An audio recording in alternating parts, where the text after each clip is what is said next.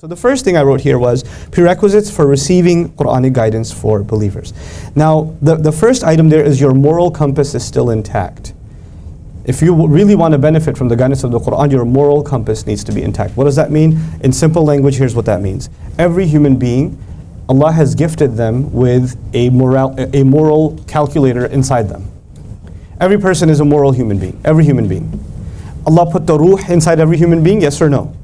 That ruh was in the company of Allah. It was given the knowledge of the basics of the right and the wrong, and even knowledge of Allah Himself. We learned that in Surah Al-Kahf. Because every human being, doesn't matter if they're born in a Buddhist family, or they're born in an atheist agnost family, or they're born in a Christian family or a Muslim family, it doesn't matter. All human beings are gifted with a certain basic sense of decency. The Arabic term for that, the Islamic term for that is the fitrah. The Rasul of Allah sallallahu alayhi wa sallam would say, "Kullu mawludin yuladu ala al-fitrah." Every human being was given or was born with the fitrah. It's a very famous hadith of the Prophet sallallahu alaihi wasallam. Okay, now, having said that, what does that practically mean? Practically what that means is, even when a man is or a woman is 30, 40 years old, and they're not Muslim, even if they're not Muslim, they still have a sense of, man, that guy is getting beat up on the street, that's not right. Or these people stole money and didn't give it back, that's not correct.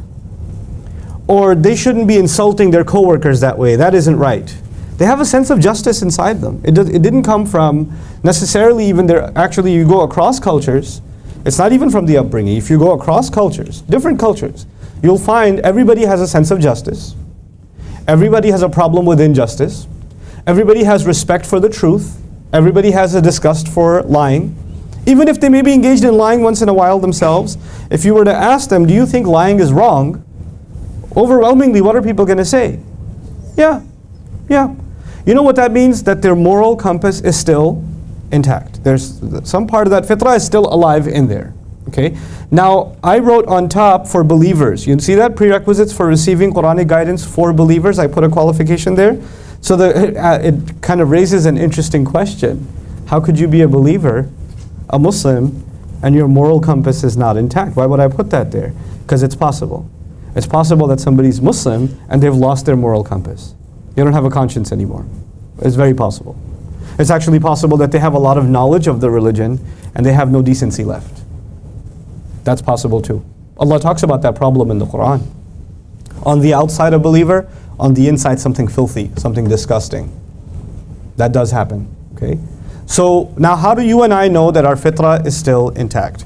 There are certain qualities that Allah highlights that a human being should have in the Quran that they all go back to the fitrah. So I won't give you all of them, but I'll give you a handful, and you could pick, paint the rest of that picture yourself. Gratitude is a quality that a person should have if they have their fitrah intact. Now let's test that a little bit. If somebody does something nice for you, you're at the airport, you dropped your bag, somebody picked it up and handed it to you. What's at the very least, if you're half decent a human being, what are you going to do? Thank you. Do you have to be Muslim for that? No. So a sense of gratitude comes with being decent. You understand that? So gratitude is a fundamental quality of the fitrah, one of them. Okay. Thinking is a quality of the fitrah. To be able to think and process, that's a human gift that Allah has given us. Patience, kindness. These are qualities that good people have. And these are qualities that Allah highlights in the Quran, or no? He does. As a matter of fact, in many cases He highlights that Allah loves people that are grateful. Allah loves people that are patient. He wants you to become people that think. So the things Allah wants you to become, or the things that Allah loves, are actually pretty much all qualities that we were already given as part of our fitrah.